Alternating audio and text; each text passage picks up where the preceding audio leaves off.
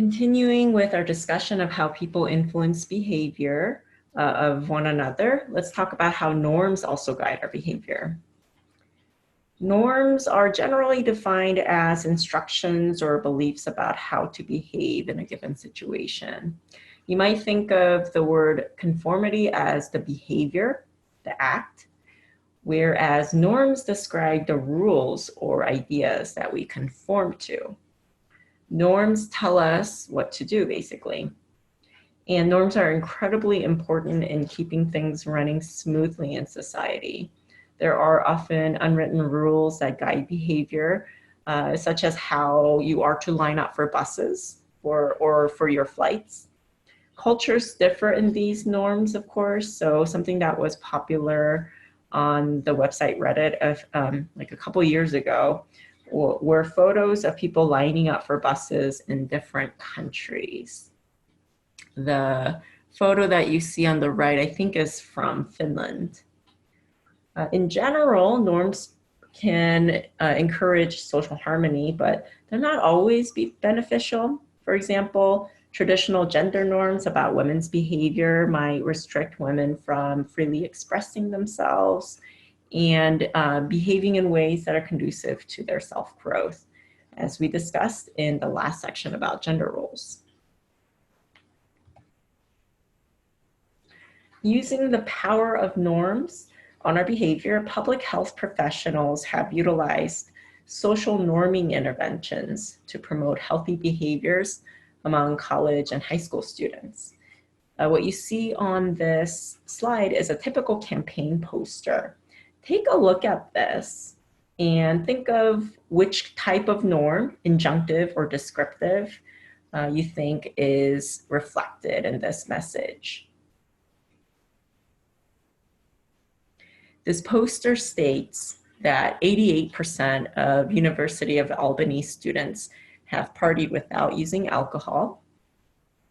Because it's informing students that most people have partied without alcohol and it's not directly telling students how to behave, this more likely represents a descriptive norm. Research suggests that this kind of an intervention can promote students to be safer with their alcohol consumption. Often, students might have a false perception that all college students drink a lot, which when I, talk to students, I think is still a perception. And this misperception might motivate students to drink a lot themselves, even if, that's not what they normally do, possibly due to normative or informational social influence. The purpose of this kind of a campaign is to accurately inform students and prevent unsafe drinking. Unfortunately, sometimes well-intentioned messages backfire because they inform people of negative norms of behavior. In one study, researchers compared the effectiveness of norm messages on people's behavior. Consider the one that is shown in the slide and think about what this message might unintentionally convey to park visitors. In this message, a sign read, "Your heritage is being vandalized every day by theft losses of petrified wood of 14 tons a year, mostly a small piece at a time." Some people might not have known how common theft of petrified wood was, but now they do. And knowing that, quote, everybody does it, end quote, they might think it's okay to steal, just one more little piece. Everybody does it. It's okay if I do. The lesson here is that if you want to promote good behavior, it's important to teach people about what that good behavior is. For example, a sign could have instead read that, most park visitors respect the parks and want the parks to remain the way that they are so that future generations could enjoy them, or something like that. If you tell people how common a bad behavior is, it can normalize that behavior and it can, give people ideas. Another application of social influence on understanding health issues has been on obesity. As you may already know, in the US, obesity is a serious public health issue. Obesity can increase the risk of a variety of conditions and diseases like heart disease, diabetes, cancers, etc. There are several factors involved in why people have been gaining weight, including things like changes to our diet and exercise, also genetic factors too. In addition to these, according to research by Christakis and colleagues, another factor might be whether or not you are close to others, close in relationships to others who are overweight or obese. The researchers used a longitudinal data set of individuals who were already being examined for health conditions. And the study had been running since the 70s. These researchers tested a mathematical model examining the likelihood of an individual gaining weight over time if their social ties, other people that they know, also, if they become obese, are the participants also likely to later on become obese? What is cool about this study and what made this kind of a question possible to answer using this data is that many of the participants knew each other. So there were like family members who were participants together or people who were friends participating in the same study. So again, the question here is it possible that obesity spreads in social networks, kind of like gossip or fashion trends or other kinds of norms? Here is a series of slides that span about 25 years that represent a portion of the participants. In the graphic, participants are represented by green dots. Okay? During the longitudinal study, the participants' health indices were repeatedly assessed. Okay? In the graphic, the green dots are connected by lines. Those lines represent social ties. They are connecting people who know each other. So here's 1975, and here's 1980. And starting in 1980, you can begin to see some yellow dots. These represent people who are obese at the time of data collection.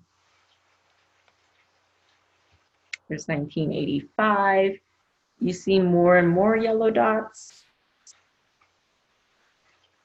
And then 1990, 95, and then finally 2000. What the researchers found in the data supporting their mathematical model was that people who tended to be obese they were in social networks together. They tended to know each other. So what this suggests is that if you know somebody who becomes obese over time, then you are also more likely to become obese as well. Christakis and colleagues found that the effect of one's obesity ripples down to about 3 degrees of separation.